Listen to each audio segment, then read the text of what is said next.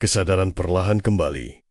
Seorang pemuda terbangun di ranjang, dengan perban melintang di hidungnya. Ia terduduk, menatap tangannya yang juga terbalut perban, dengan tatapan tak percaya. Apa aku masih hidup? Benaknya bertanya-tanya. Setelah mengamati ruangan yang sunyi, ia pun melangkah gontai menuju jendela. Di luar, sebuah pelang besar bertuliskan, Rumah Sakit Kampus Medis menyambut pandangannya. Halaman itu dipenuhi oleh para mahasiswa yang berlalu lalang, kebingungan melandanya.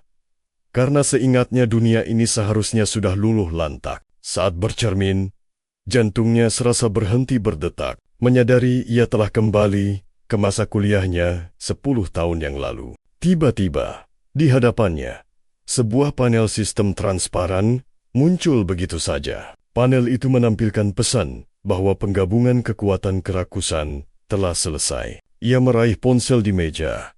Tanggal yang tertera adalah 16 Mei 2157. Ia terpaku di tengah ruangan, menatap layar yang berpendar. Ia sadar, ia telah kembali ke masa 3 tahun sebelum kemunculan Raja Iblis pertama. Pada tahun 2160, makhluk mengerikan yang dikenal sebagai Raja Iblis murka akhirnya menampakkan diri. Tentakel-tentakel ungu raksasa menyembur dari dalam tanah, menghancurkan kota hingga berkeping-keping. Murka merobek tabir dimensi, membuka gerbang neraka bagi para Raja Iblis lainnya untuk menginvasi dunia manusia. Dunia pun tenggelam dalam lautan api dan puing-puing kehancuran. Sebuah siluet berdiri di antara reruntuhan, memeluk sesosok tubuh yang tak lagi bernyawa. Qian ingat betul bagaimana ia kehilangan segalanya dalam perang itu. Kini, diberi kesempatan kedua, ia menatap telapak tangannya yang terbuka. Tangannya terkepal erat, matanya berkilat merah, penuh dendam. Ia bersumpah akan menghabisi murka, mencegah gerbang neraka terbuka, dan menulis ulang takdir. Panel sistem kembali melayang di hadapannya. Tertulis di sana, kekuatan penggabungan kerakusan sempurna. Qian menyentuh panel itu. Seketika, jendela status terbuka, menampilkan nama, serta levelnya. Meski baru level 1, semua statistiknya, dari kekuatan hingga kecepatan, berada di angka 100. Padahal di dunia ini, hanya 1 dari 10.000 orang yang bisa membangkitkan kekuatan khusus. Sebuah bagan menampilkan berbagai macam kelas, seperti penyihir bintang, prajurit api, dan pembunuh petir. Saat ini, Qian hanyalah seorang mahasiswa biasa di Universitas Nasional untuk para pembangkit kekuatan. Kampus megah dengan bangunan modern ini adalah tempat para siswa potensial dilatih. Mata Qian tertuju pada kartu digital yang menampilkan kelas pembunuh petir. Ia mengenalinya. Itu adalah kelasnya. Di kehidupan sebelumnya, ia bertanya-tanya, mungkinkah kekuatannya bangkit lebih awal kali ini? Saat tangannya terkepal, percikan listrik kuning menyambar-nyambar di sekitarnya. Sebuah notifikasi sistem muncul, memuat perubahan kelas. Tiba-tiba pintu terbuka. Seorang mahasiswa berkacamata bernama Maung masuk, mengenakan sweater coklat. Sebuah kotak teks mengidentifikasinya sebagai pelantun bunga peringkat E. Maung tampak kaget melihat Qian sudah bisa berdiri. Dia menjelaskan bahwa Qian baru saja dihajar habis-habisan kemarin. Saat Maung menyentuh lengan Qian, ia terperangah. Semua lukanya telah lenyap tak berbekas. Qian menatap sahabatnya, dan sebuah kenangan pahit terlintas. Maung tewas di awal invasi iblis di masa depan. Maung membenarkan letak kacamatanya dan bertanya, apa Qian merasa lebih kuat? Sesaat kemudian, ia menepuk jidatnya, baru teringat kalau tes peringkat akan diadakan besok. Tanpa basa-basi, Maung langsung menarik Qian keluar. Mereka harus segera pergi dan bersiap untuk ujian penting itu. Di bawah langit senja yang keemasan, Qian dan Maung berjalan melintasi halaman kampus. Mahasiswa lain tampak asyik bermain basket dan sepak bola. Qian menatap keramaian itu dan bergumam, sudah lama sekali aku tidak melihat begitu banyak orang hidup. Maung menatapnya dengan bingung, sementara Qian menengadah ke langit. teringat akan pemandangan kota hancur dari masa depannya yang suram. Dalam hati ia bertekad, ia harus segera menemukan cara untuk naik peringkat secepat mungkin. Chen tahu bahwa guild-guild besar memonopoli dungeon, menyulitkan pemain lain untuk berkembang. Namun, saat ia melihat panel sistemnya, angka 100 di setiap kategori memberinya secerca harapan. Ia melihat bagan peringkat dari E hingga S. Ia sadar betul, sebagian besar mahasiswa tidak akan pernah bisa melampaui peringkat I seumur hidup mereka. Saat mereka berjalan, tiba-tiba sebuah bola basket melesat liar dan menghantam wajah Maong dengan telak. Maong langsung tersungkur ke tanah, mengerang kesakitan. Chen menoleh tajam dan melihat segerombolan mahasiswa berotot duduk di anak tangga batu. Seorang pria berkaus hitam tanpa lengan dengan kalung doktek menyeringai sinis ke arah mereka. Ia berkata bahwa ia terkejut mereka bisa pulih secepat itu dari luka sebelumnya. Pada teman-temannya, ia menyombongkan diri bahwa dua pecundang itu rupanya punya daya tahan yang cukup bagus. Pemimpin itu menatap mereka dengan angkuh, lalu bertanya kenapa mereka tidak membawakannya beberapa karton minuman. Maong langsung menunduk ketakutan dan menawarkan diri untuk segera membelikannya. Tapi Chen hanya berdiri tenang dengan satu tangan di saku celananya. Ia menahan Maong, berkata bahwa ini bukan salah mereka. Ia menyatakan bahwa para perundung inilah yang seharusnya meminta maaf. Saat menatap wajah mereka, sebuah memori kelam dari masa lalu menyeruak. Kepala Chen ditenggelamkan paksa ke dalam wastafel. Ia meronta. Paru-parunya terbakar, mencari udara. Di dekatnya, Maong hanya bisa terduduk ketakutan di lantai, memohon agar para perundung itu berhenti. Si pemimpin hanya tersenyum dan mengklaim, ini semua demi membantu Chen membangkitkan kekuatannya. Murid-murid lain hanya menonton dari ambang pintu sambil tertawa. Kesadaran Chen memudar hingga ia ambruk ke lantai. Merasa bosan, para perundung itu pun pergi, meninggalkannya tergeletak sendirian. Maong segera menghampirinya, memanggil-manggil namanya. Chen hanya bisa merenungi betapa kejamnya manusia terhadap sesamanya. Kembali ke masa kini, di halaman kampus, si perundung menatap Chen dengan ekspresi bingung. Di belakangnya, Maong hanya bisa gemetar ketakutan. Sementara itu, Gong Cheng melepaskan kekuatannya, membuat lengan kanannya berubah menjadi batu giok yang berpendar. Dia adalah seorang flower warrior peringkat E. Namun, Chen balas menatapnya tajam.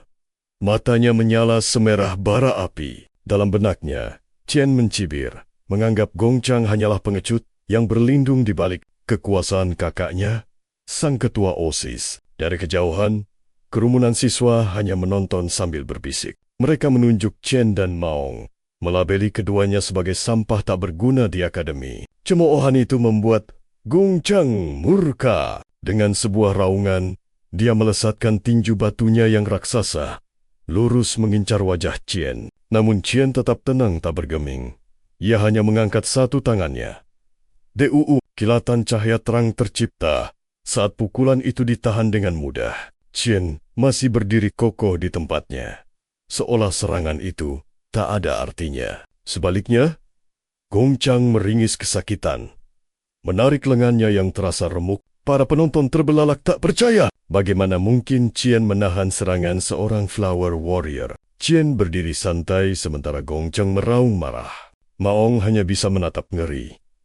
Pemandangan ini terlalu sulit dipercaya. Gong Cheng menggertakkan giginya geram. Beraninya kau, pecundang? Chen menunduk, menatap tangannya. Percikan listrik keemasan mulai menari di ujung jarinya. Ia memutuskan inilah saatnya menguji kekuatan barunya pada si perundung. Tiba-tiba, sebuah jendela sistem transparan muncul di hadapannya. Tulisan job change berkedip terang. Disusul notifikasi bahwa prosesnya telah selesai. Chen kini telah menjadi seorang electric assassin level 1. Seketika, petir keemasan menyambar dari tubuhnya dan kedua matanya bersinar menyilaukan. Jendela statusnya langsung diperbarui. menunjukkan kekuatan dan kecepatannya yang melonjak 2 hingga 3 kali lipat dari sebelumnya. Maong benar-benar syok.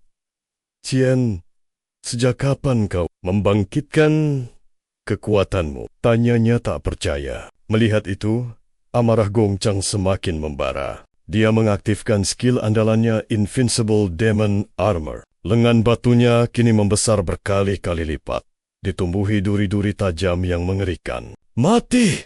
Kau!" teriaknya, penuh kebencian. Gong Chang melesat maju, melancarkan pukulan yang siap menghancurkan segalanya. Namun, dengan kecepatan kilat, Qian menghindar, merunduk tepat di bawah tinju raksasa itu. Dari posisi rendah, ia melepaskan uppercut berlapis petir, tepat menghantam dagu Gong Chang. BLARR.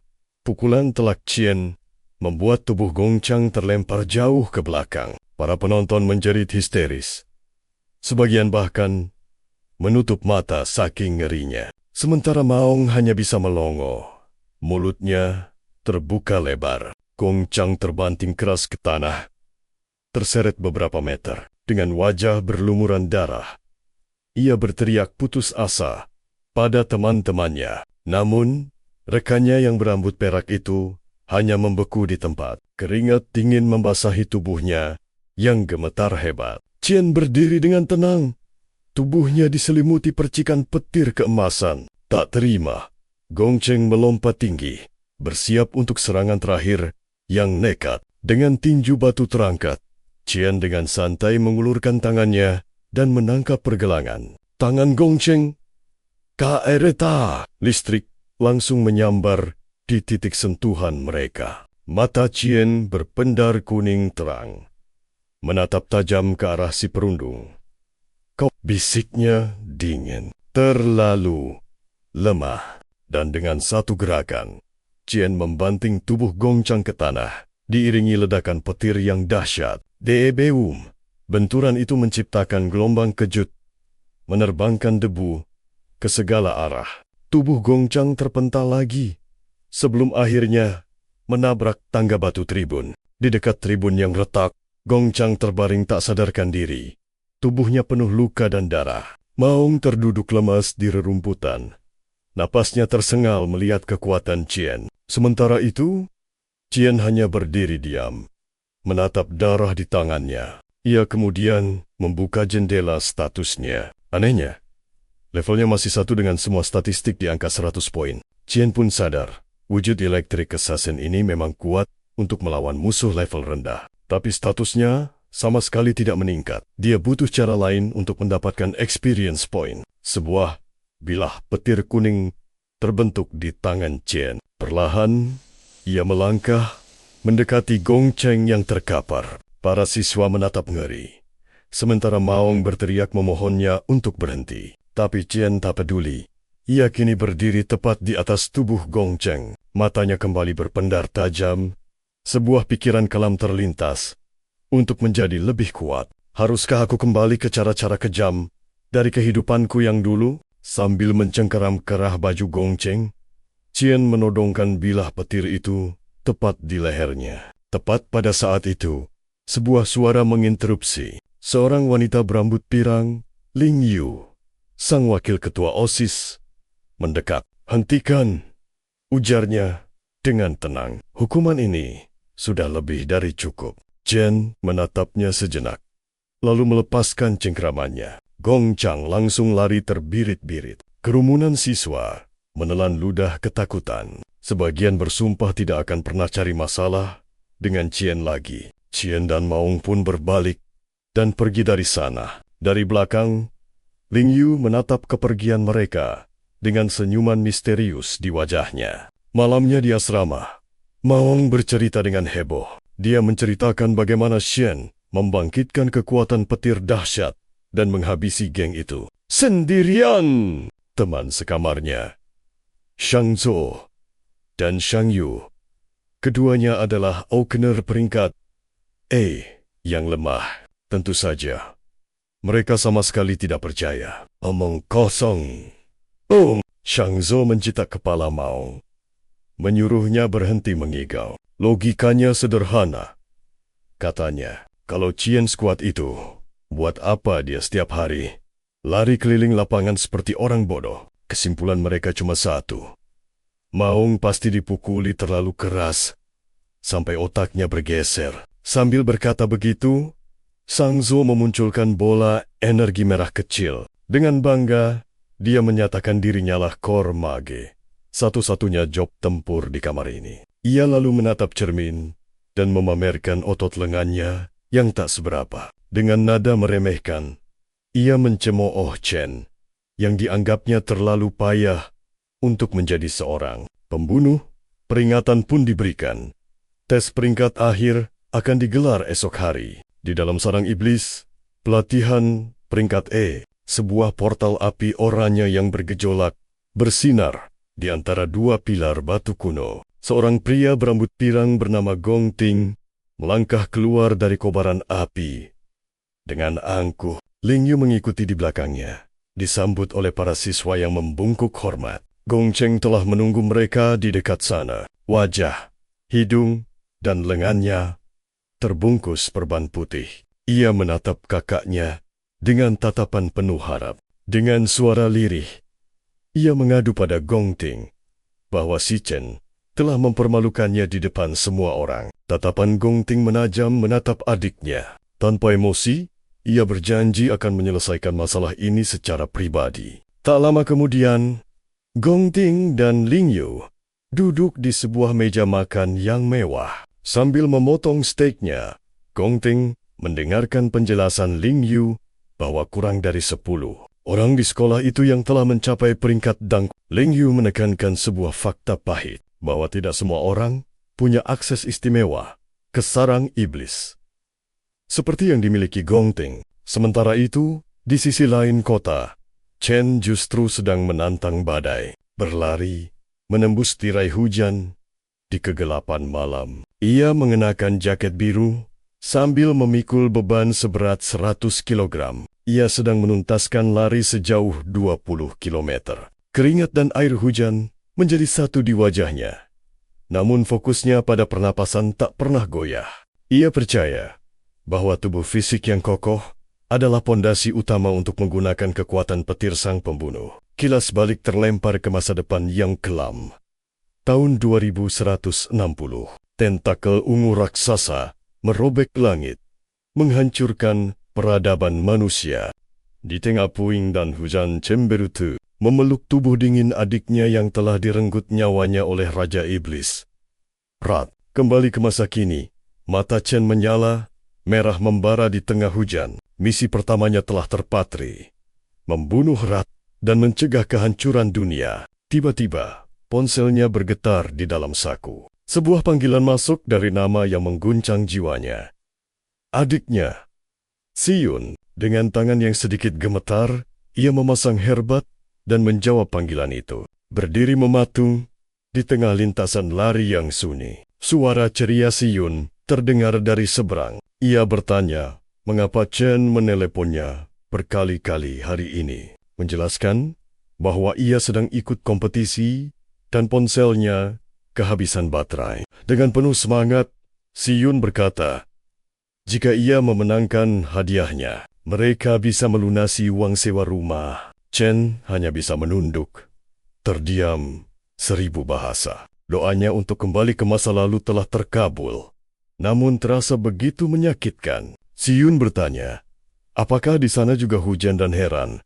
Kenapa kakaknya diam saja? Sebuah senyum pahit terukir di wajah Chen. Ia hanya menjawab, bukan apa-apa, aku hanya ingin mendengar suaramu. Siyun terdengar bingung, karena mereka baru saja bicara 2 hari yang lalu. Ia pun pamit dan menyuruh Chen menunggu kabar baik darinya. Panggilan berakhir, Chen menatap langit yang kelam. Tekadnya kembali menyala.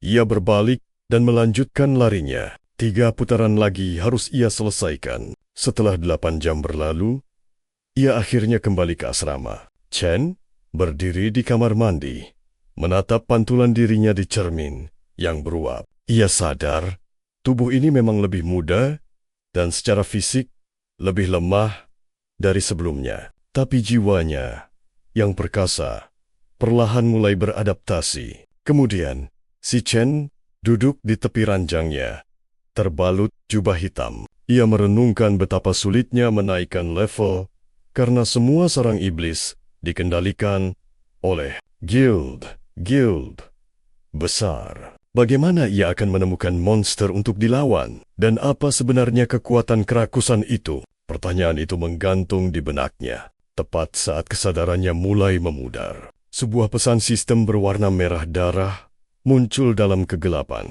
Tertulis, sistem sedang diinisialisasi. Setelah bar pemuatan itu terisi penuh, layarnya berkedip.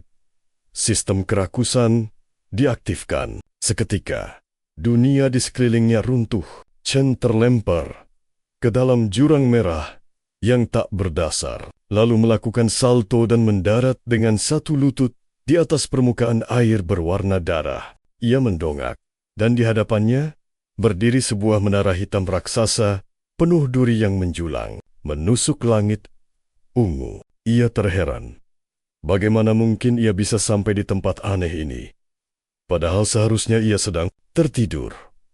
Tatapannya terpaku pada menara raksasa yang tampak begitu mengancam. Geraman rendah memecah keheningan. Dari dalam air, monster-monster pucat bertengkorak dengan mata biru menyala mulai bermunculan. Sistem mengidentifikasi mereka sebagai Hellhound peringkat E. Para Hellhound itu mengepung Chen, memperlihatkan taring-taring tajam mereka. Namun, Chen tidak gentar. Aliran listrik berwarna kuning mulai menari-nari di sekitar tangan kanannya. Dengan dingin, ia menganalisis para monster itu saat kekuatannya aktif, sambil bergumam, memuat perubahan kelas. Chen sadar, ia berada di dalam sarang iblis pribadinya. Perubahan kelasnya selesai, menjadikannya seorang pembunuh petir. Rambutnya tampak berantakan, dan matanya bersinar dengan cahaya kuning yang mengerikan. Percikan listrik menyambar ke seluruh tubuhnya. 3 Hellhound menerkamnya bersamaan. Namun Chen bergerak secepat kilat dan menebas monster-monster itu dengan tangannya. Tengkorak salah satu Hellhound itu hancur berkeping-keping akibat serangannya. Sebuah notifikasi digital muncul, menandakan bahwa ia telah memperoleh 3 item dari hutan kematian. Chen menyeringai dalam hati. Monster peringkat E ini terlalu mudah untuk dikalahkan. Ia melihat 4 notifikasi pengalaman terpisah yang memberinya total plus 52 poin. Pengalaman. Sebuah pilar cahaya keemasan meledak. Notifikasi raksasa bertuliskan level up terpampang di atas kepalanya. Status Chen kini menunjukkan bahwa ia berada di level 2. Ia akhirnya sadar bahwa tempat ini adalah jalan pintasnya untuk mendapatkan pengalaman dan meningkatkan kekuatannya dengan cepat. Ia menatap jendela status digitalnya. Dia berada di level 2 dan semua statistiknya telah meningkat sebanyak 5 poin. Senyum puas terukir di wajahnya. Ia telah menemukan sebuah dungeon yang bisa ia taklukkan seorang diri. Namun, di belakangnya, seekor monster boss berukuran raksasa muncul. Sosok Hellhound yang jauh lebih besar,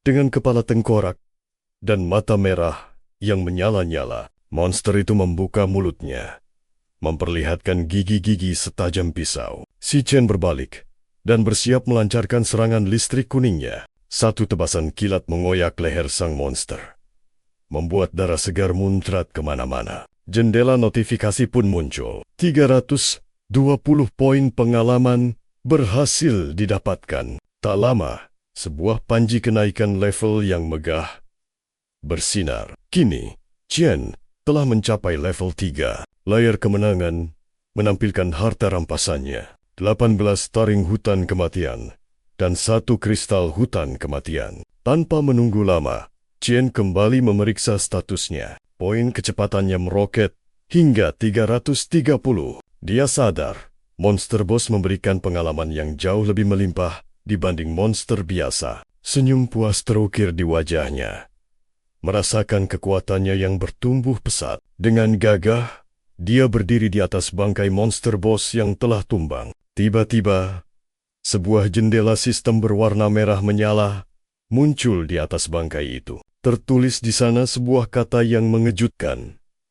dapat dilahap. Sontak, Qian terbelalak tak percaya. Mungkinkah inilah kekuatan sejati dari sistem kerakusanku, gumamnya dalam hati. Perlahan, dia mengulurkan tangan kanannya ke arah bangkai monster. Cahaya merah dan putih yang menyilaukan memancar dari telapak tangannya. Sebuah pusaran energi merah raksasa terbentuk, mulai menyedot tubuh monster itu ke dalamnya. Qian mengepalkan tangannya erat, merasakan energi merah yang berputar di sekelilingnya. Sebuah pesan digital muncul, menandakan prosesnya telah selesai. Di hadapannya, sebuah kartu bergambar monster bos tadi melayang. Kartu itu memberikannya sebuah kemampuan baru yang disebut fisik beku. Kemampuan ini memberinya kekebalan mutlak terhadap hawa dingin dan meningkatkan seluruh daya tahannya di suhu rendah. Qian takjub. Seluruh wujud monster raksasa itu kini terserap ke dalam selembar kartu. Dia menggenggam kartu digital biru yang bersinar terang itu di tangannya. Dengan tatapan serius, sebuah kesadaran menghantamnya. Dia bisa menyerap musuh yang dia kalahkan dan mengubahnya menjadi kelas baru untuk dirinya sendiri. Di dunia Raja Iblis Lanu ini, setiap individu dilahirkan hanya dengan satu kelas dan kelemahan bawaan. Itu adalah hukum alam yang tak tergoyahkan. Namun kini, Qian memiliki dua kartu digital, pembunuh petir dan prajurit awan es. Itu artinya dia memiliki dua kelas sekaligus. Dia mendongak, menyadari sebuah kemungkinan luar biasa. Jika dia terus melahap monster, dia bisa memiliki kelas tanpa batas. Pandangannya tertuju pada menara raksasa berduri di kejauhan. Mengapa kekuatan unik ini diberikan padanya? Dan apa sebenarnya tujuan menara iblis itu? Tiba-tiba, langkahnya terhenti saat merasakan tekanan energi yang luar biasa dahsyat. Sesosok monster muncul dari dalam kobaran api ungu yang membumbung tinggi. Di punggungnya tersandang sebilah pedang raksasa. Sosok itu membuka suara. Aku sudah menunggumu sejak lama, Qian. Sistem peringkat petarung di dunia ini terbagi dari rank E hingga rank S. Sebuah kilas balik menunjukkan Qian terlempar jauh oleh sebuah kekuatan dahsyat. Tubuhnya bersimbah darah. Rintihan kesakitan keluar dari mulutnya. Dia teringat, usahanya mencapai rang S di kehidupan lampau hampir merenggut nyawanya. Napas Qian terengah-engah. Rasa lelah mulai menggerogotinya. Pedang petir berwarna kuning menyala, masih tergenggam erat di tangannya. Dia sadar, level kekuatannya saat ini paling tinggi. Hanya setara rank D, sementara di hadapannya berdiri sesosok monster boss rank S dengan dua pedang ungu raksasa di tengah lautan merah. Qian terkejut. Bagaimana mungkin monster ini mengetahui namanya? Tanpa aba-aba, monster itu melancarkan serangan dengan pedang melengkungnya yang masif. Qian bergerak secepat kilat untuk menghindar, namun terlambat. Sebuah pukulan telak mendarat di dadanya, membuatnya berteriak kesakitan. Qian terkapar tak berdaya di permukaan merah. Sang monster menatapnya rendah.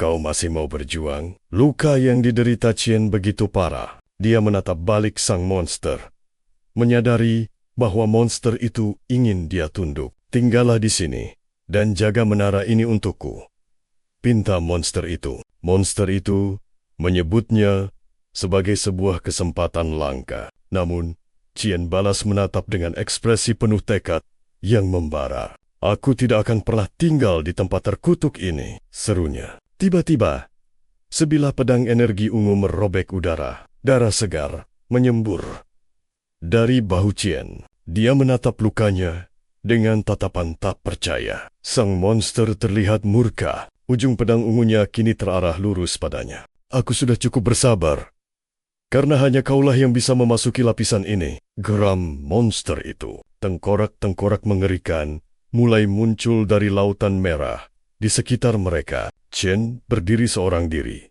di bawah langit yang dipenuhi cahaya ungu. Notifikasi sistem bermunculan, menunjukkan kekuatan dan stamina monster itu. meningkat drastis. Bongkahan batu besar mulai terangkat dan melayang di sekelilingnya. Monster itu menatap Chen dan memberinya sebuah ultimatum. Tinggal atau hancur lebur menjadi debu. Chen menggeretakkan giginya. Aku lebih memilih membunuhmu. Dengan itu, Chen berubah menjadi seberkas cahaya kuning, melesat maju dengan kecepatan yang tak terbayangkan. Tindakan bodoh, ejek monster itu sambil mengayunkan pedang ungu raksasanya. Bebatuan di sekitar hancur berkeping-keping saat keduanya berbenturan. Namun, sejak tadi, Chen telah mengamati setiap gerak-gerik lawannya dengan cermat. Dia menganalisis pola pertarungan monster itu. Dia menemukan jeda persiapan selama 0,4 detik sebelum setiap ayunan pedang ungunya. Chen mengamati sudut pergelangan tangan monster itu untuk memprediksi arah serangannya. Dia melompat tinggi ke udara, berhasil menghindari sabetan pedang raksasa itu. Di saat bersamaan, Chen menemukan celah lainnya. Setelah menyerang, monster itu memiliki jeda pemulihan selama 0,2 detik. Dia menyimpulkan, di momen singkat itulah, lawannya tak berdaya. Chen memusatkan seluruh energi petir kuningnya dan menerjang maju. Tangannya yang dialiri listrik bertegangan tinggi langsung menembus ke tengah dada monster itu. Ledakan petir kuning yang dahsyat meletus saat dia berusaha menghancurkan jantung monster itu. Dari dalam, sebuah notifikasi digital muncul di atas kepala sang monster. Tertulis, jelas status. Lumpuh model. Chen sadar, membunuh musuh peringkat S saat ini adalah hal yang mustahil. Dia memutuskan, satu-satunya pilihan adalah kabur selagi ada kesempatan. Ia pun mengerahkan kemampuannya. Dewa Petir, seketika, tubuhnya diselimuti kilat kuning menyilaukan, dan kecepatannya meroket 10 kali lipat. Ia melesat menuju secercah cahaya di kejauhan. Satu-satunya harapan untuk keluar dari dimensi ini. Chen melompat ke udara. Namun tiba-tiba, cahaya itu lenyap. Ia mendarat di atas tanah merah dengan tatapan tak percaya. Tepat di belakangnya, ledakan energi ungu gelap yang dahsyat meletus. Dari kepulan asap, monster itu muncul kembali. Ia menyeringai dan berkata bahwa jalan keluar tadi hanyalah ilusi semata. Fakta mengejutkan terungkap. Lokasi ini ternyata bukanlah sarang iblis yang sebenarnya. Monster itu pun menampakkan wujud aslinya. Raksasa api penyucian, seorang prajurit bintang 1, peringkat S. Raksasa menatap Chen dan berkata, dialah yang akan membawa harapan. Mata Chen terbelalak. Kaget, dia sangat mengenali wujud itu. Ingatannya kembali ke kehidupan sebelumnya, saat Raja Iblis Lanu memiliki penampilan yang sama persis. Dalam kilas baliknya, medan perang, porak-poranda oleh ledakan oranye dan sambaran petir kuning yang dahsyat. Selama pertarungan terakhir di kehidupan lalunya, musuh itu dengan mudahnya berganti-ganti di antara berbagai kelas terkuat. Wujud ketiga monster itu muncul sebagai makhluk tanaman merambat hijau dengan puluhan mata merah yang menyala, mengerikan. Dan akhirnya, wujud terakhirnya adalah siluet bercahaya terang, menyerupai manusia, dengan bola-bola energi yang melayang di belakang kepalanya. Raksasa di hadapannya memiliki tanduk besar, dada kerangka, dan aura biru yang sama persis. Chen sadar, ia sedang berhadapan dengan wujud nyata dari iblis terkuat yang pernah ia kenal. Ia akhirnya mengerti, seluruh dunia ini ada di dalam tubuhnya sendiri. Berkat kekuatan kerakusan, raksasa tersenyum, memuji kecerdasan Chen. Ia berkata bahwa Chen pantas untuk mengetahui rahasia menara itu. Tiba-tiba, sebuah kunci emas dengan permata merah raksasa muncul di udara. Jendela sistem mengidentifikasinya sebagai kunci kehampaan. Peringkat SS. Deskripsinya menyatakan, inilah satu-satunya cara untuk membuka menara iblis. Raksasa menggenggam kunci itu di tangannya yang bercakar tajam. Raksasa menjelaskan bahwa mantan Raja Iblis Lanu telah melahap iblis kuat yang tak terhitung jumlahnya di masa lalu. Dia mengungkapkan bahwa iblis terkuat itu kini tersegel di dalam menara. Raksasa api penyucian menawarkannya kunci emas tersebut. Qian mengambil kunci kehampaan itu sambil bertanya kenapa monster itu memilih untuk membantunya. Raksasa pun mulai menjelaskan motifnya. Ia berkata bahwa raja-raja iblis lain telah membantai seluruh rasnya hanya untuk memuaskan kerakusan mereka. Ia menyatakan telah menunggu selamanya demi sebuah kesempatan untuk balas dendam. Ia menatap lurus ke arah Qian dan mengatakan,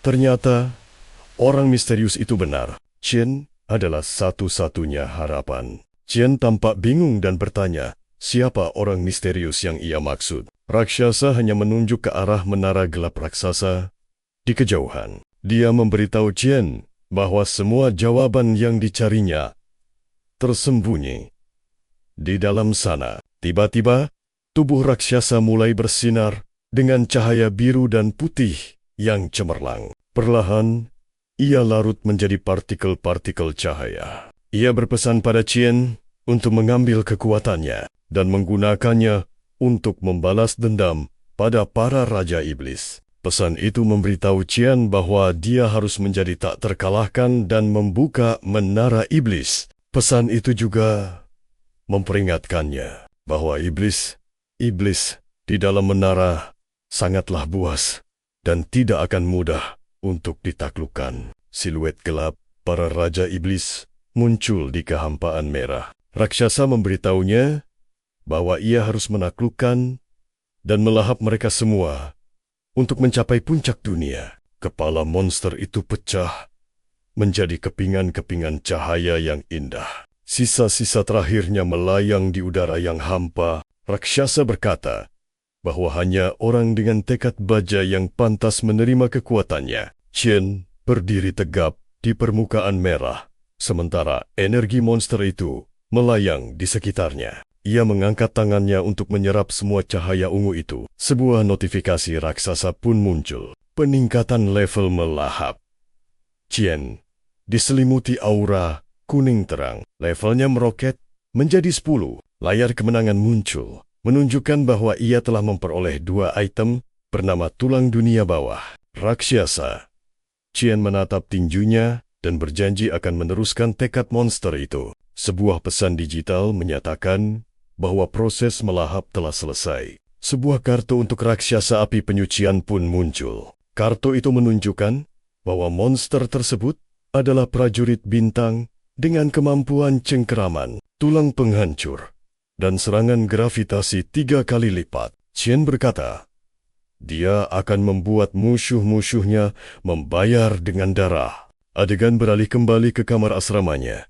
Saat sinar matahari pagi yang cerah menerobos masuk, sebuah suara keras menyuruh semua orang untuk bangun dan bersiap. Qian terduduk di tempat tidurnya, menatap kosong ke lantai. Teman sekamarnya terlihat sibuk berdandan di belakang. Ia melihat tangan dan dadanya, menyadari bahwa semua luka parah yang ia derita semalam telah lenyap, tak berbekas. Ia bertanya-tanya, apakah pertarungan itu hanyalah mimpi? Ia pun membuka jendela sistemnya. Di sana tertulis jelas bahwa dia sekarang berada di level 10.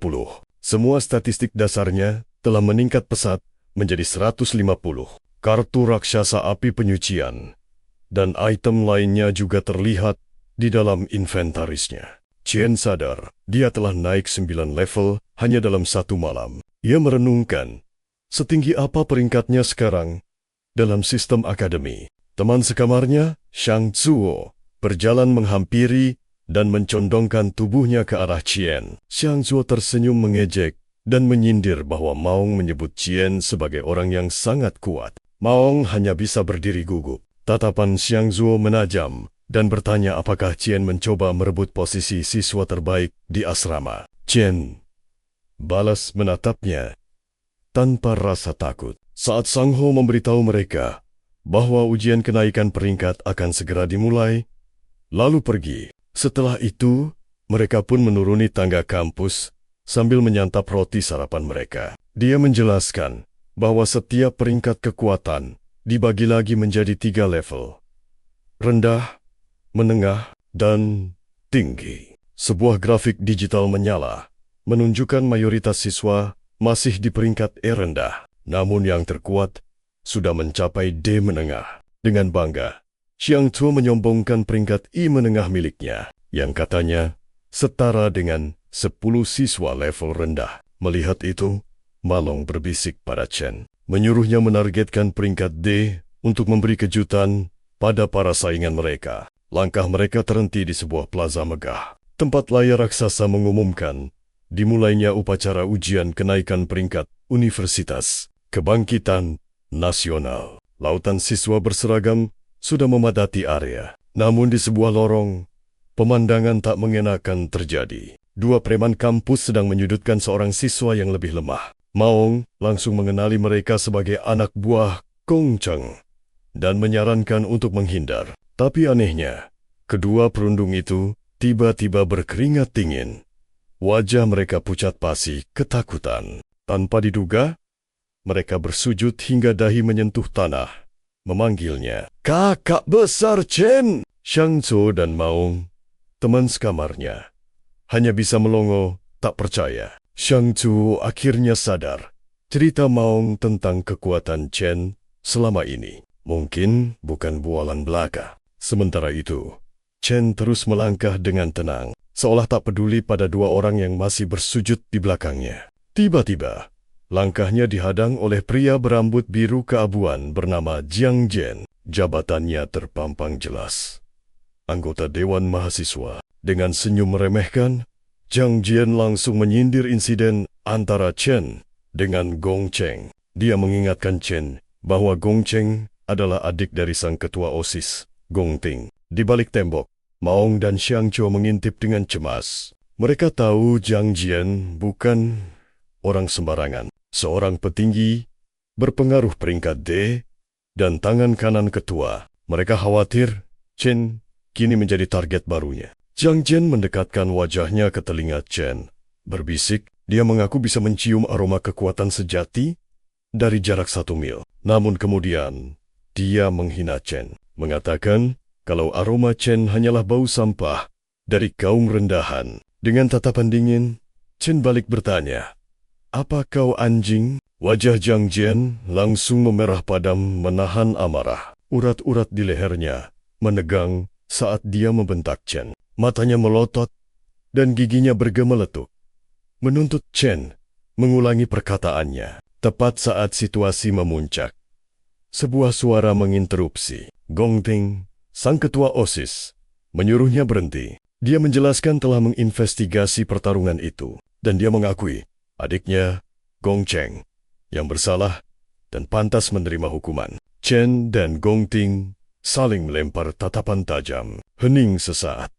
Keduanya seakan sedang mengukur kekuatan lawan dalam diam. Sementara itu, di panggung utama Universitas Kebangkitan Nasional, seorang pembawa acara mengumumkan bahwa ujian akan segera dimulai. Para siswa diperintahkan untuk naik ke atas panggung sesuai dengan nomor urut identitas mereka. Jauh dari sana, di puncak gedung pencakar langit, 2 siluet misterius sedang mengamati upacara dari balik jendela. Mereka penasaran, apakah akan ada bibit unggul yang muncul kali ini. Salah satunya, Ling Yu, menyesap teh dari cangkir porselen putihnya dengan senyum penuh arti. 1 jam pun berlalu di Universitas Kebangkitan Nasional. Pembawa acara akhirnya memanggil nama berikutnya, Xiang Zuo. Dari kerumunan, Maong bersorak memberinya semangat. Xiang Zuo, meskipun gugup, melangkah dengan tekad bulat menuju portal biru yang bersinar di atas panggung. Xiang Zuo menembus cahaya itu dan tiba di sebuah ruangan yang gelap gulita. Kabel hitam tebal menjuntai dari langit-langit, terhubung ke sebuah jantung mekanis raksasa di tengah ruangan. Itulah inti mana. Mata pada inti itu masih terpejam. Ujiannya adalah menyerang inti itu dengan segenap kekuatan, agar energinya bisa terserap dan terukur. Xiang Zuo mengertakkan gigi dan meraung. Dia mengangkat kedua tangannya menciptakan sebuah bola api oranye raksasa di atas kepalanya. Sinar api dahsyat melesat lurus menghantam mata mekanis itu. Ledakan besar pun terjadi, menyelimuti seluruh ruangan dengan cahaya yang menyilaukan. Suara dengungan keras terdengar. Di layar digital, muncul huruf E, menunjukkan peringkatnya saat ini. Para penguji mengonfirmasi, siswa tersebut berada di peringkat E menengah. Di tengah kerumunan, Maung bersorak gembira, sambil berteriak bahwa pertunjukan utama akan segera dimulai. Tak lama, layar menampilkan kategori baru. Potensi, garis-garis digital putih menari di layar biru. Sebelum akhirnya membentuk huruf C, sebuah kotak ringkasan akhir pun muncul. Tertulis di sana, peringkat saat ini sebagai peringkat E, tingkat menengah, dan potensi maksimal sebagai peringkat C. Xiang Cho tampak kecewa karena peringkatnya tak meningkat. Ia terduduk lesu di tangga batu, menundukkan kepalanya dalam-dalam. Malong menepuk bahunya, mencoba menghibur. Dia berkata bahwa kemungkinan besar hasil ujian mereka akan lebih buruk darinya. Dan benar saja, hasil ujian teman-teman sekamarnya pun muncul di layar. Xiang Yu dan Maong sama-sama mendapat peringkat E rendah dengan potensi, sementara Xiang Cho di I menengah dengan potensi C. Wajah ketiganya tampak muram. Tiba-tiba, layar berkedip menampilkan hasil baru yang mengejutkan. Seorang siswa berhasil meraih peringkat D dengan potensi B. Ketiga sahabat itu melotot tak percaya. Mulut mereka ternganga. Beberapa saat kemudian, Jiang Jin melangkah keluar dari portal biru dengan angkuh. Dia tertawa penuh percaya diri. Layar pun menampilkan hasilnya. Peringkat D rendah dengan potensi peringkat A. Wajah para sahabat itu semakin masam. Mereka menghitung. Sudah ada 8 siswa yang mencapai peringkat D hari ini. 2 orang penguji menatap tablet digital mereka dengan takjub. Mereka terkejut karena tahun ini dipenuhi begitu banyak siswa berbakat. Biasanya, paling banyak hanya ada 2 atau 3 siswa yang mencapai peringkat D. Pembawa acara kemudian memanggil nama berikutnya. Gong Ting, sang ketua OSIS, melangkah menuju panggung. Seluruh mata tertuju padanya, menantikan saat giliran sang jenius untuk memasuki portal. Dia dikenal sebagai pewaris guild terkuat, sekaligus siswa terbaik. Desas-desus mengatakan, dia sudah mencapai rank D sejak 2 tahun lalu. Semua orang bertanya-tanya, apakah rekor akademi akan pecah hari ini? Sementara di dalam ruangan yang gelap, sebuah jantung mekanis berdenyut kencang. Sepasang mata birunya terbuka. Gong Ting mengarahkan tangannya ke arah inti energi. Namun dia memutuskan untuk menahan sebagian kekuatannya. Dia sengaja menyimpan kekuatan puncaknya demi ujian kelulusan yang akan memberikan kesan jauh lebih dahsyat. Meski tidak serius, tujuannya tetap satu, menjadi yang teratas di akademi. Seketika, mata Gong Ting berkilat dengan cahaya jingga yang menyilaukan. Di luar ruangan, layar digital mulai berkedip, memancarkan energi berwarna putih dan kuning. Peneliti berkumis itu terperangah melihat perubahan warna energi. Tak lama, layar berhenti dan menunjukkan hasil akhirnya. Gong Ting teridentifikasi sebagai rank D tingkat tinggi dengan potensi rank S. Para penonton membeku, tak percaya melihat hasil yang terpampang di layar. Sontak, sorak-sorai membahana di seluruh penjuru. Mereka mengangkat tangan tinggi-tinggi. Jiang Jian bahkan berteriak histeris memanggil nama sang ketua. Sejarah terukir. Gong Ting menjadi orang pertama di akademi dengan potensi rank S. Malong yang melihatnya hanya bisa mengepalkan tangan dengan tatapan tak percaya. Hanya Su Chen yang berdiri di dekatnya tampak begitu tenang. Di atas panggung, para peneliti mulai berdiskusi dengan sangat serius. Mereka sepakat untuk segera melaporkan penemuan luar biasa ini. Potensi rank S adalah bakat langka yang wajib dilindungi oleh negara. Gong Ting melangkah keluar dari portal pengujian. Tepuk tangan dan sorak-sorai riuh langsung menyambutnya. Jauh di puncak gedung, kepala sekolah bertanya pada Ling Yu, apakah dia datang untuk melihat Gong Ting. Sambil menatap keluar, Ling Yu menjawab bahwa bukan hanya dia tujuannya. Dia menegaskan bahwa dia lebih tertarik pada hasil tes milik Su Chen daripada Gong Ting. Nama Su Chen akhirnya dipanggil untuk penilaian. Tiba-tiba, Jiang Jian menghampirinya dengan tawa mengejek. Dia menyuruh Su Chen merapikan asramanya dan menyebut teman-temannya sekelompok pecundang. Malong yang marah langsung membentak, menyuruh perundung itu lihat saja nanti. Tanpa sepatah kata, Su Chen berjalan menuju portal biru yang bersinar. Dia memasuki ruang pengujian yang gelap, di mana jantung mekanis itu kembali terlihat. Satu-satunya mata pada inti itu terbuka lebar. Su Chen mengulurkan tangannya, matanya bersinar merah menyala. Sementara itu, ujian tempur kelulusan yang sesungguhnya akan segera dimulai. Menggunakan sistem tim, beranggotakan 10 orang. Tim pemenang akan langsung direkrut oleh Imperial Guild, guild paling bergengsi dan terkuat di seluruh negeri. Jiang Jian memperkenalkan anggota baru, Yan Lin, kepada Gong Ting. Yan Lin adalah seorang hunter rank D, tingkat rendah. Tim mereka kini berisikan 9 siswa.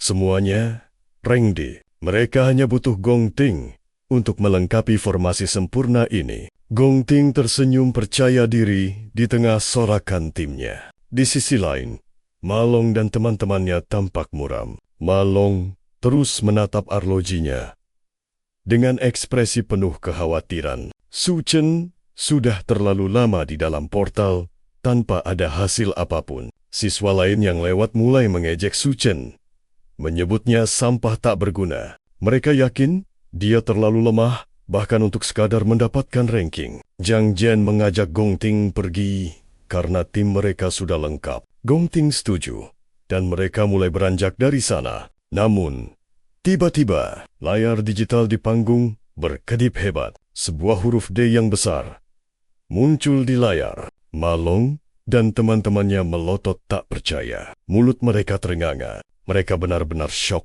melihat hasil yang tak terduga itu. Malong berteriak girang sambil menunjuk ke arah layar. Gong Ting terkejut, sementara Jiang Jian hanya bisa melongo dengan mulut terbuka lebar. Papan itu mengonfirmasi Su Chen sebagai rank D, tingkat tinggi. Di dalam ruangan, inti mekanis bergetar hebat dan mengeluarkan semacam keringat. Sebuah pesan sistem biru muncul, menyatakan adanya anomali pada inti energi. Sistem meminta tes diulang karena hasilnya mungkin tidak akurat. Su Chen menatap layar status digitalnya. Setiap kategorinya menunjukkan angka 150 poin. Dia sadar, wujud normalnya saja sudah setara dengan rank D, tingkat tinggi. Dia pun memutuskan untuk menguji kelas terlemah yang dimilikinya. Jendela perubahan kelas pun muncul. Su Chen berubah menjadi Ghoul King. Topeng tulang putih menutupi separuh wajahnya,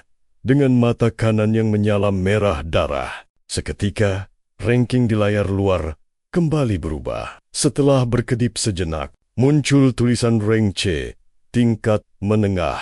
Para siswa menjerit tak percaya sambil memegangi kepala mereka. Jiang Jian berteriak histeris, menuduh kalau mesin itu pasti sudah rusak. Para peneliti mulai berkeringat dingin, menduga adanya kesalahan sistem. Sementara di dalam, getaran inti energi terasa semakin dahsyat. Su Chen sadar, kelas lainnya pasti jauh lebih kuat dari rank C. Dia pun mengaktifkan perubahan kelas berikutnya. Berubah menjadi Abyss Demon. Tanduk merah kini tumbuh di kepalanya. Dengan mata biru yang berpendar, aura ungu yang mengerikan berputar mengelilingi seluruh tubuhnya. Jantung mekanis berdebar semakin kencang. Di luar, sebuah badai ungu raksasa tiba-tiba terbentuk di langit. Awan berputar membentuk pusaran, disertai sambaran petir yang ganas. Semua orang di sana hanya bisa meringkuk ketakutan. Mereka merasakan kelahiran sesosok monster yang absolut. Layar digital di panggung mulai mengalami gangguan yang parah. Sebuah huruf S raksasa berwarna emas muncul di kolom potensi. Peneliti berkumis itu berteriak kaget, tak percaya. Mungkinkah ada potensi rank S yang lain di akademi ini? Gong Ting menatap panggung dengan ekspresi cemas saat tanda peringatan merah menyala di layar. Tertulis, kesalahan sistem. Sebuah notifikasi muncul, menyatakan bahwa kekuatan yang diukur terlalu dahsyat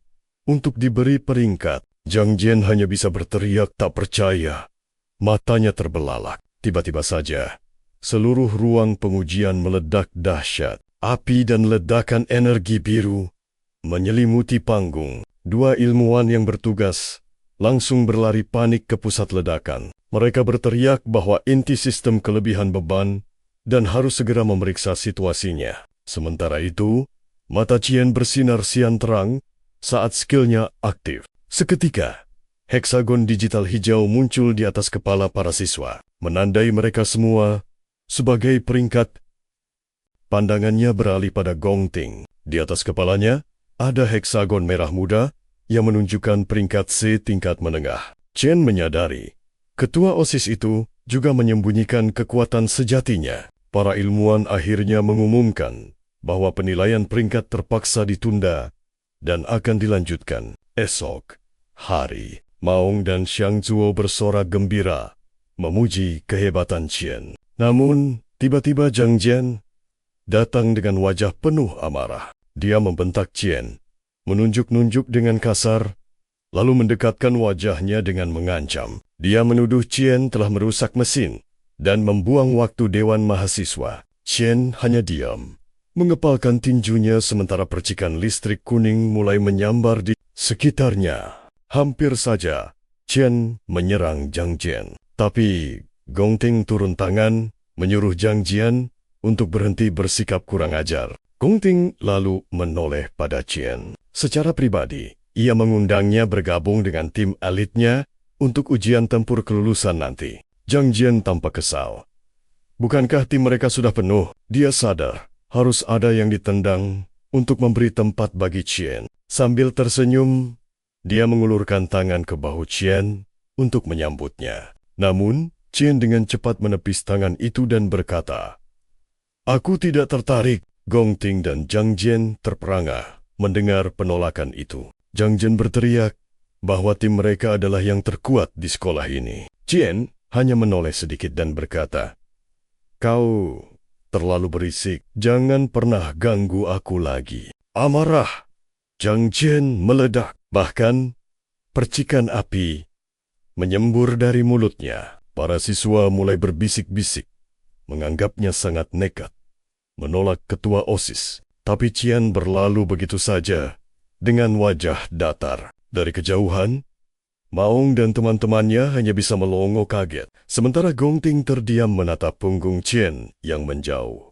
Sementara itu, dari jendela sebuah gedung tinggi, Kepala Sekolah Yuan Long dan Ling Yu mengamati semuanya. Ling Yu tersenyum. "Keadaan jadi semakin menarik," ucapnya. Dia menjelaskan penolakan Chen barusan sama saja dengan deklarasi perang terhadap keluarga Gong Ting yang terpandang. Di bawah sana, Gong Ting hanya bisa menunduk menatap tanah. Dia mulai ragu, apakah hasil penilaian kekuatan tadi benar-benar akurat. Di sampingnya, Zhang Jian yang masih mendidih karena marah, menawarkan diri untuk memberi Chen pelajaran. Gong Ting menatapnya tajam dan bertanya, "Apa kau pikir dirimu itu orang rendahan?" Gong Ting lalu berbalik. Dia bilang pada timnya, kalau dia sudah tak berselera untuk karaoke. Lalu berkata pada Zhang Jian, "Apapun yang kau lakukan setelah ini, itu bukan lagi tanggung jawabku."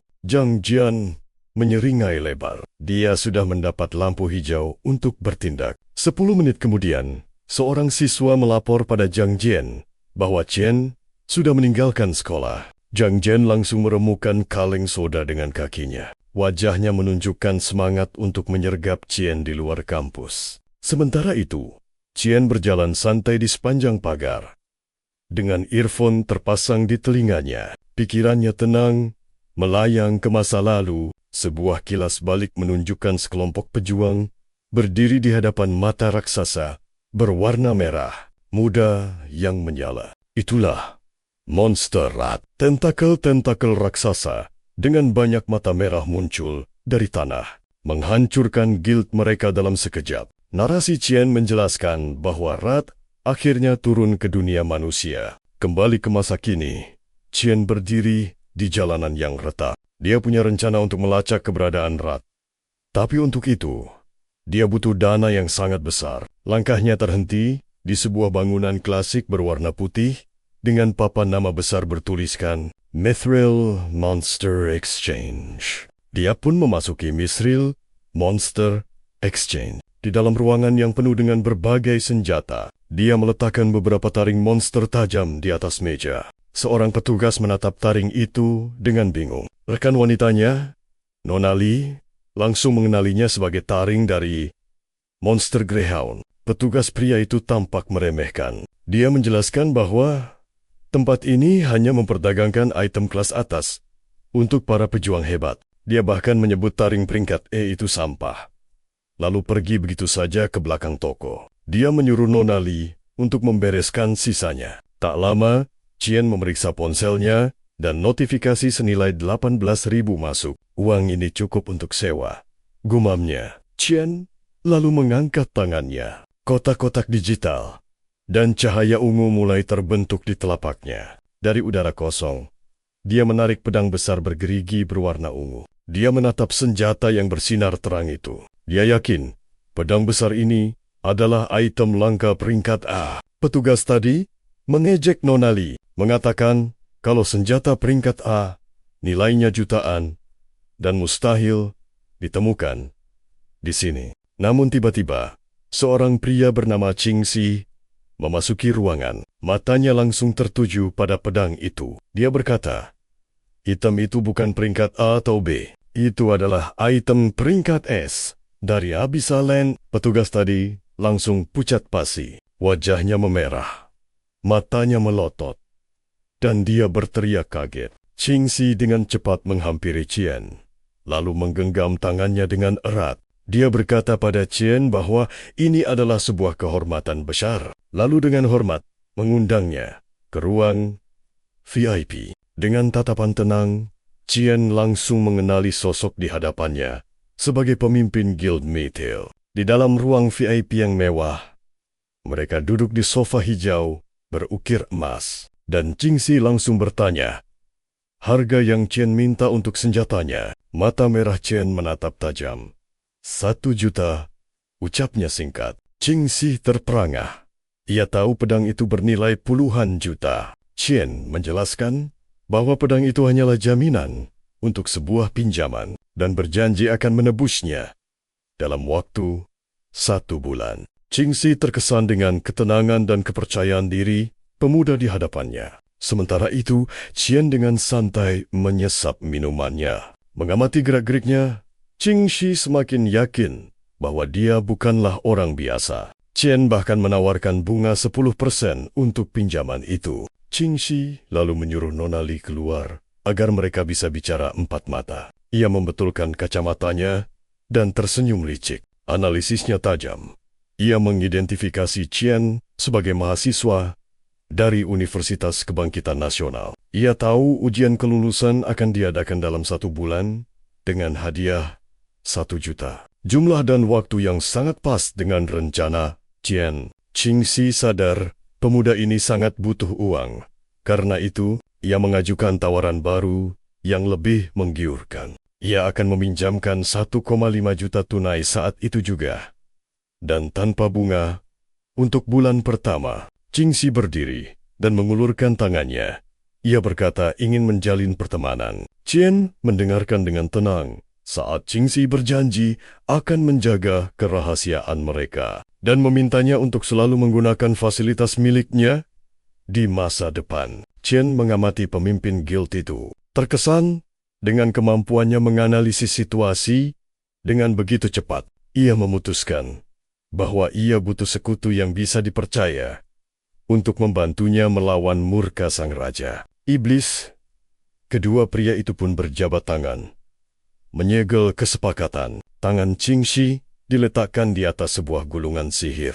Seketika segel melingkar berwarna kuning, bersinar terang. Sebuah notifikasi di ponsel Chen mengkonfirmasi bahwa 1,5 juta telah masuk ke rekeningnya. Qingxi kemudian bertanya, senjata apa yang akan Chen gunakan untuk ujian kelulusan? Setelah pedang S rank miliknya digadaikan, ia menawarkan untuk meminjamkan peralatan peringkat A atau B.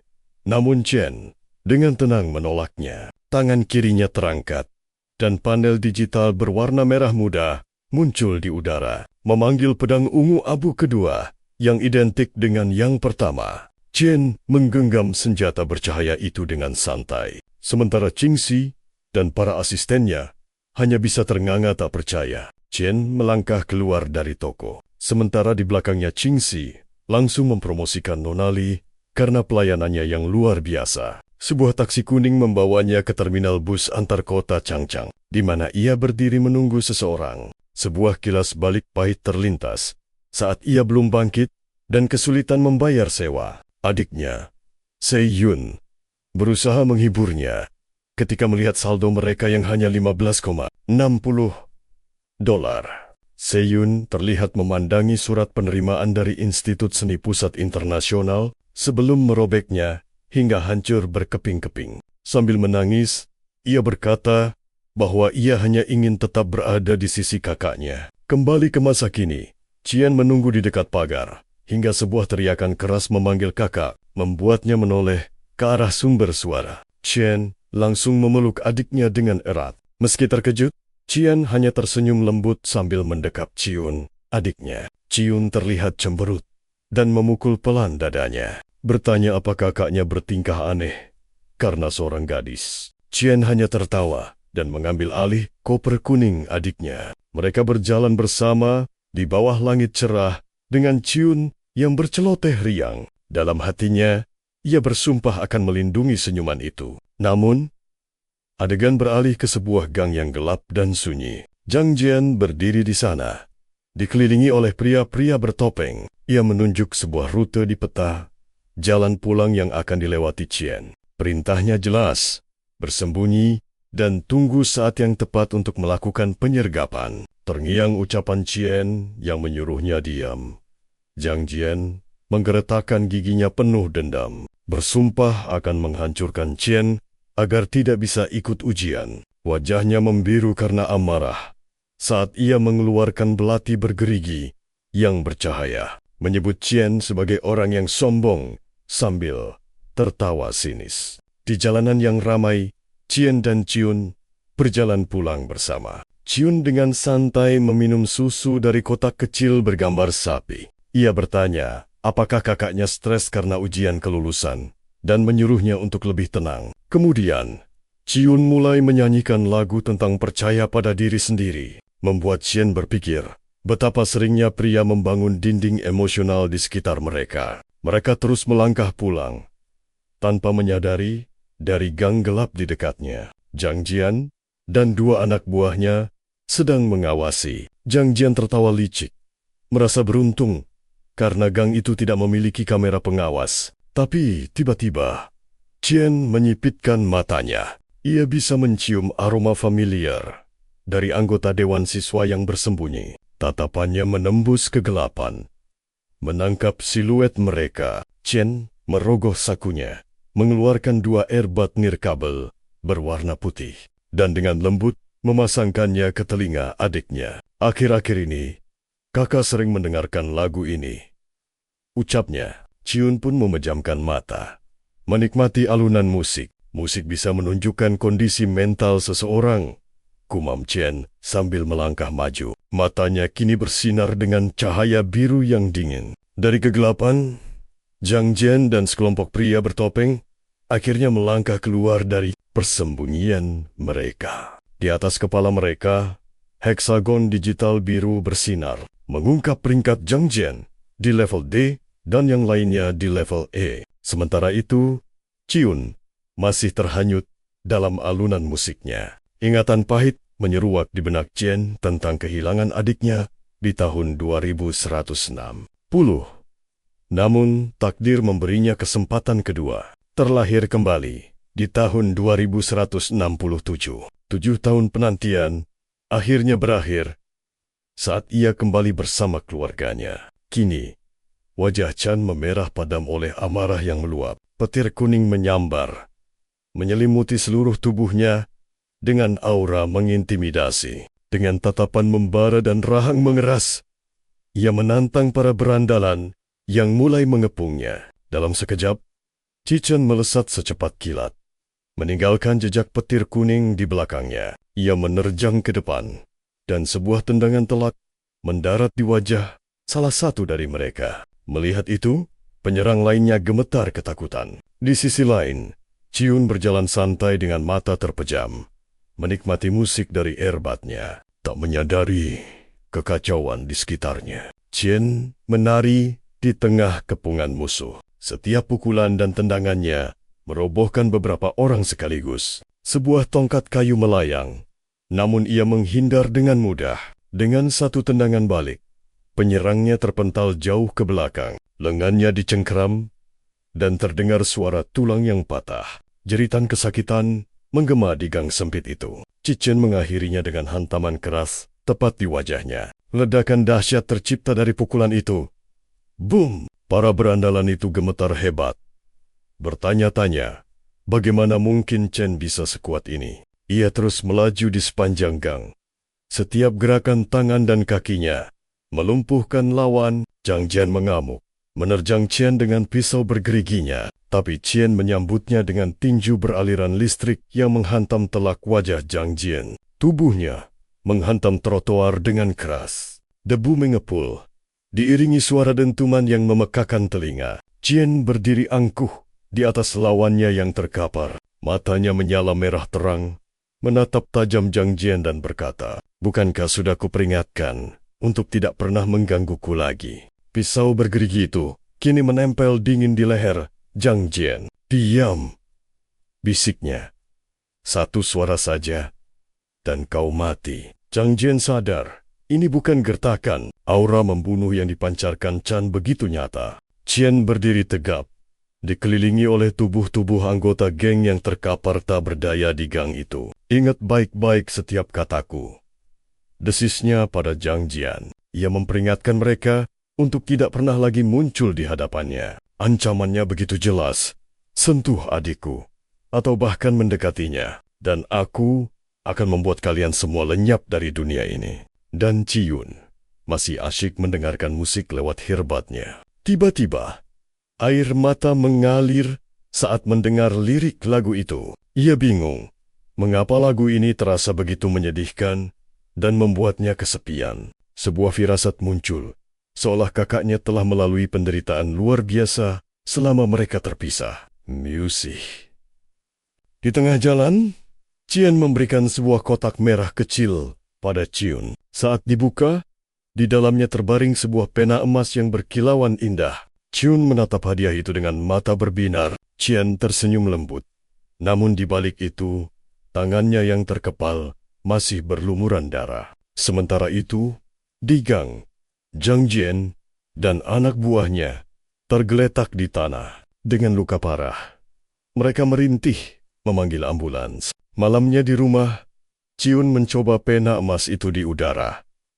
Ajaib! Seekor ikan merah muda bercahaya muncul dari goresan cahaya, lalu berenang anggun di sekeliling ruangan. Chen duduk di meja kecil, menikmati semangkuk ramen. Ia memberitahu Ciun bahwa sewa rumah mereka sudah lunas untuk setahun penuh. Sambil tersenyum, Chen berkata ia mendapat pekerjaan paruh waktu yang bagus. Senyum tulus dan lembut terukir di wajahnya. Ciun memandangnya dengan tatapan penuh kasih, dan dengan lembut meletakkan tangannya di bahu sang kakak. Sebuah momen kebahagiaan yang hangat menyelimuti rumah mereka. Adegan lalu beralih, memperlihatkan Gong Ting yang berdiri sendirian. Siluetnya terpantul di antara air dan ikan-ikan yang bercahaya. Direktur dari kantor ketenagakerjaan menghampirinya untuk membahas hasil penilaian peringkat yang terbaru. Melalui kacamatanya, Gong Xuan mengamati ikan itu dan mengonfirmasi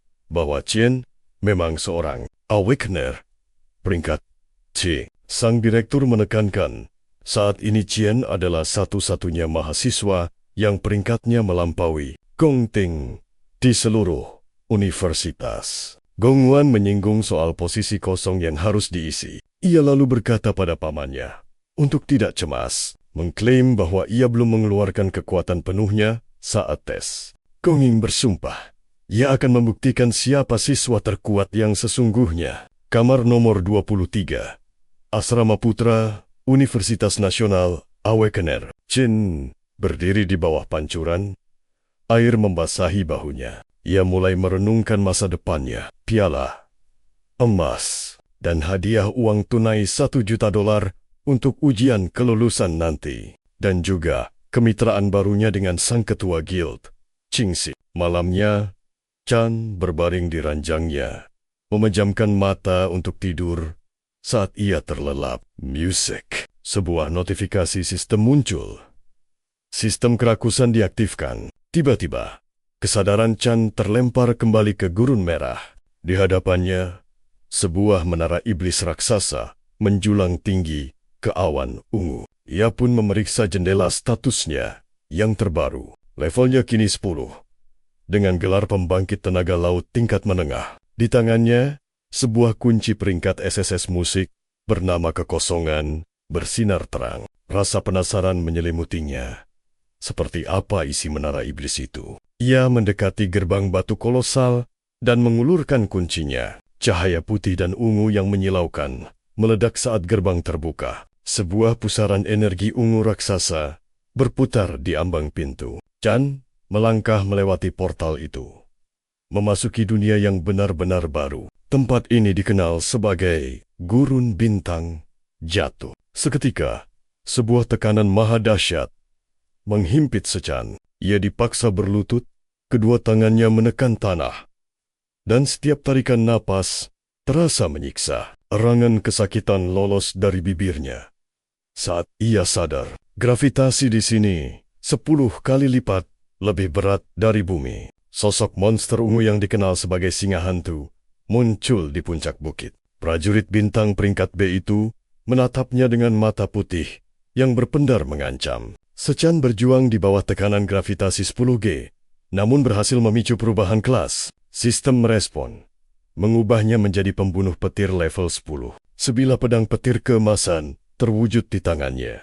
Ia melesat maju, mengayunkan pedangnya, membidik langsung ke leher sang monster. Sebuah jendela sistem muncul di hadapannya, menampilkan kata gagal dengan huruf kapital. Serangan kritis dan efek kelumpuhan. Keduanya tidak berhasil. Mata Chan terbelalak tak percaya. Detik berikutnya, sang singa hantu membalas serangan. Cakar monster itu menerkam dan membanting tubuh Chan ke tanah berbatu. Di momen inilah Chan menyadari betapa kuatnya monster di menara ini. Ia pun memutuskan untuk berganti kelas ke penyucian Rosasa. Sebuah kartu digital menampilkan status dan kemampuan barunya sebagai prajurit bintang. Ia memanfaatkan lingkungan brutal ini untuk menempa kekuatannya. Ia mulai menumpuk energi gravitasi untuk melipat gandakan kekuatan serangannya. Persentase di layar sistem melonjak dari 200 hingga 600%. Pukulannya kini 60 kali lebih dahsyat. Chan berteriak, mengaktifkan mode super berat miliknya, dan menerjang lurus ke arah singa hantu yang telah membuka lebar rahangnya. Pilar energi ungu dan putih yang masif meledak dari tinjunya, menghantam tanah hingga hancur berkeping-keping. Dampaknya menciptakan kawah melingkar raksasa di tengah puing-puing bintang yang hancur. Chan terbaring di pusat kawah. Napasnya tersengal-sengal. Sebuah notifikasi muncul, memberitahukan ia memperoleh 12.000 poin pengalaman. Notifikasi lain menyusul, mengumumkan bahwa levelnya telah naik menjadi 11. Ia sadar setiap bintang di kartu kelasnya adalah pengali kekuatan. Kelas penyucian Rosasa miliknya memiliki 11 bintang. Jauh melampaui kelas pembunuh petir yang hanya punya 9 bintang. Ia mengerti, kelas yang dimilikinya jauh melampaui batas kekuatan peringkat B. Chan berdiri di atas sisa-sisa jasad singa hantu yang bersinar ungu. Sistem mengidentifikasi jasad itu sebagai sumber energi yang bisa disantap. Ia pun mengulurkan tangan dan menyerap esensi kekuatan monster itu. Di kejauhan, sebuah gerbang cahaya ungu yang megah berdiri kontras dengan langit malam yang berbintang. Tiba-tiba, sebuah pusaran kegelapan terbuka, dan beberapa pasang mata putih berpendar muncul dari dalamnya. 4 singa hantu lainnya melompat keluar dari portal. Sechan membeku. Monster kuat yang baru saja ia kalahkan dengan seluruh kekuatannya ternyata hanyalah monster kroco biasa. Salah satu monster itu langsung menerjang Sechan dengan cakarnya, membuat darah segar muncrat ke udara. Siluet gelap menunjukkan para monster itu merobek dan mencabik tubuh Sechan. Saat sebuah kotak pesan berisi peringatan dari Rosasa muncul. Saat pintu itu terbuka, penderitaan tanpa akhir akan menyambutmu. Ia sontak terbangun di ranjangnya, terengah-engah sambil memegangi dada. Tubuhnya basah oleh keringat dingin, wajahnya pucat pasi. Ia duduk termangu di dalam kamarnya yang gelap, menatap kosong ke lantai. Ia merenungkan rasa sakit luar biasa dari mimpinya yang terasa begitu nyata. Ia menatap tangannya, lalu mengepalkannya dengan erat. Ia bergumam, tidak ada jalan pintas untuk menjadi kuat. Adegan beralih ke auditorium besar pada hari Jumat, 20 Mei, tahun 2157. Hari ujian kelulusan pertempuran. Gongwan duduk di barisan depan, menyesap minuman dari botol logamnya dengan santai. Auditorium itu riuh, dipenuhi para siswa berseragam. Beberapa dari mereka tampak saling berbisik dan bertukar informasi. Mereka mendiskusikan rumor kedatangan perwakilan serikat untuk mencari bibit-bibit unggul. Di tengah keramaian itu, Sechan hanya duduk terdiam. Ia mendengar siswa lain berbicara penuh semangat tentang hasil ujian tahun ini yang diprediksi akan sangat luar biasa. Gongwan mulai berbicara dari atas podium. Para siswa serempak mengangkat pergelangan tangan mereka, mengaktifkan layar hologram. Daftar tim berwarna biru pun muncul di udara. Nama Xiang Zuo, Maong, Xiang Yu, dan Sechan tertera di sana. Semuanya secara resmi berada di peringkat rendah. Ma Long berteriak kaget. Ia menatap Sechan dengan tidak percaya, mempertanyakan bagaimana mungkin peringkat temannya serendah itu. Setelah melihat peringkat itu, para siswa di sekitar mulai menunjuk dan menertawakan Sechan. Mereka mengejeknya habis-habisan, menyebutnya pecundang. Namun Sechan hanya menatap layar di pergelangan tangannya dengan ekspresi datar. Dari kejauhan, Gongting mengamatinya dengan mata menyipit. Ia menyeringai tipis sambil menyatukan kedua tangannya. Ia telah merencanakan sesuatu untuk memberi pelajaran pada para siswa, memastikan lawannya bahkan tak punya kesempatan untuk melawan. Para siswa segera berhamburan mencari rekan satu tim mereka. Kerumunan besar dengan cepat terbentuk di sekitar Gongting.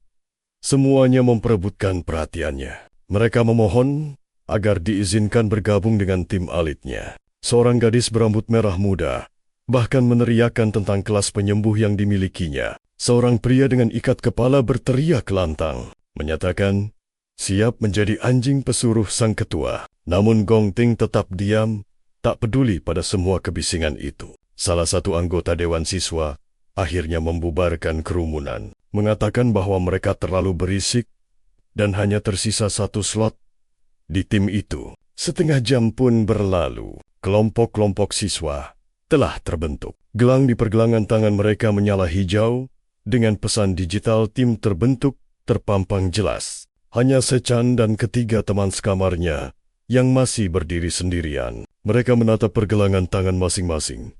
Sadar, tim mereka hanya beranggotakan 4 orang. Wajah Ma Long tampak kesal dan berkeringat. Ia menggerutu, mengatakan bahwa aturan ujian mensyaratkan 5 anggota dengan seorang pemimpin. Peringkat D tinggi. Ia yakin pihak sekolah sengaja mengincar asrama mereka. Chen menatap lurus ke depan, menyadari sebuah pola kejam. Semakin banyak anggota tim, semakin ganas monster yang akan muncul. Chen mengerti, sistem ini memberi hadiah skor lebih tinggi untuk tim besar, tapi dengan risiko yang jauh lebih mematikan. Ia berdiri, bersama kelompok kecilnya, siap menghadapi vonis terakhir. Maong, Xiang Yu, dan Qian, ketiganya dicap sebagai peringkat E rendahan. Seorang siswa dari kelompok lain memanggil Xiang Zuo. Ia menawarinya untuk bergabung, mengatakan tim mereka hanya butuh satu orang lagi. Ia memperingatkan Xiang Zuo, bergaul dengan 3 siswa sampah itu hanya akan menyeretnya ke jurang. Kegagalan. Qian sadar, kelompoknya selangkah lagi akan dikucilkan oleh seluruh akademi. Xiang Zuo menunduk sejenak, lalu menolak tawaran itu. Ia menyatakan kesetiaannya pada teman sekamarnya. Gelak tawa dan cemoohan pun meledak, melabeli mereka sebagai tim pecundang. Maong menatap daftar tim yang panjang. Sebagian besar kolom sudah terisi dengan centang hijau yang menyakitkan mata. Keringat membasahi wajahnya saat ia menunjuk ke layar, berteriak panik bahwa hampir semua tim telah terbentuk. Tak ada lagi siswa berprestasi peringkat D yang tersisa untuk mereka. Tapi saat Qian menoleh, matanya berkilat dengan cahaya sayan, pertanda sebuah kekuatan baru telah bangkit. Di ruangannya yang gelap, Direktur Gongwan menyusun rencana licik untuk memanipulasi data penilaian. Demi melindungi reputasi Gonging, di tengah auditorium yang luas, Qian berdiri dan akhirnya melepaskan kekuatannya. Sebuah notifikasi perubahan kelas muncul dan ledakan petir keemasan menyambar dari tubuhnya. Matanya menyala dengan cahaya yang intens dan menyilaukan. Sang direktur dan para peneliti terbelalak tak percaya. Malong menunjuk ke arah Qian, berteriak histeris melihat pemandangan itu. Qian berdiri dengan tenang di tengah ruangan, dikelilingi oleh percikan listrik dahsyat yang merambat di lantai. Ia menjelaskan bahwa tradisi akademi mengizinkan siswa untuk memulai tantangan langsung demi menunjukkan kekuatan sejati mereka. Tatapan tajam Qian terkunci pada Gong Ting yang membalasnya dengan sorot mata sedingin es. Qian tahu, hanya dengan mengalahkan siswa terbaik akademi, ia bisa membuktikan peringkatnya. Tiba-tiba, Ling Yu muncul di ambang pintu, memanggil nama Qian. Gadis itu menghampirinya, bertanya apakah timnya masih kekurangan anggota. Ia menawarkan diri untuk bergabung, mengungkapkan bahwa ia adalah murid peringkat, dan sejak SMP, wajah Malong langsung berseri-seri, berteriak kegirangan. Para siswa di sekitar mulai berbisik, mengenali Ling Yu sebagai sang jenius dari sekolah lamanya. Direktur Gong Xuan sontak berdiri dan membentak Ling Yu. Ia menudingnya, menyatakan gadis itu tidak memenuhi syarat untuk mengikuti penilaian. Ia berdalih bahwa Ling Yu belum pernah mengikuti tes peringkat di universitas ini. Partisipasinya akan melanggar peraturan sekolah. Tiba-tiba, kepala sekolah Yuan Long muncul di belakangnya, diselimuti aura ungu misterius yang memancarkan kekuatan luar biasa. Ia justru membenarkan ucapan sang direktur. Gong Xuan menoleh kaget.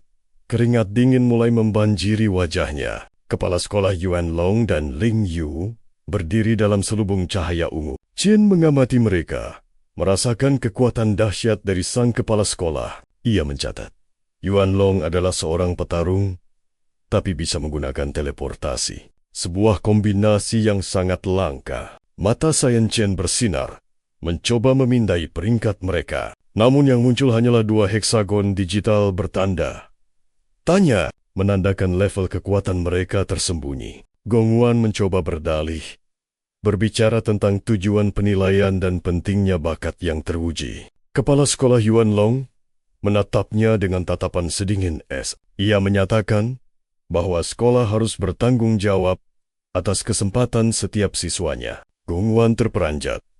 Keringatnya semakin deras. Ia sadar, kepala sekolah sedang menyindirnya. Secara tidak langsung melindungi Qian. Sambil menunduk gemetar, dalam hatinya, ia mengutuk kepala sekolah sebagai si rubah tua licik. Dari atas panggung, kepala sekolah mengumumkan perubahan peraturan. Ia mengatakan bahwa tim dengan anggota kurang dari 5 atau tanpa pemimpin peringkat D sekarang diizinkan untuk mendaftar. Qian dan teman-temannya saling menggenggam tangan. Gelang hijau mereka bersinar terang, dan notifikasi pembentukan tim muncul di udara. Mereka bersorak, menunjuk Qian sebagai kapten mereka. Dari kejauhan, kepala sekolah dan Ling Yu mengamati Qian. Seorang peneliti terkejut melihat betapa cepatnya tim Qian mengirimkan pilihan mereka.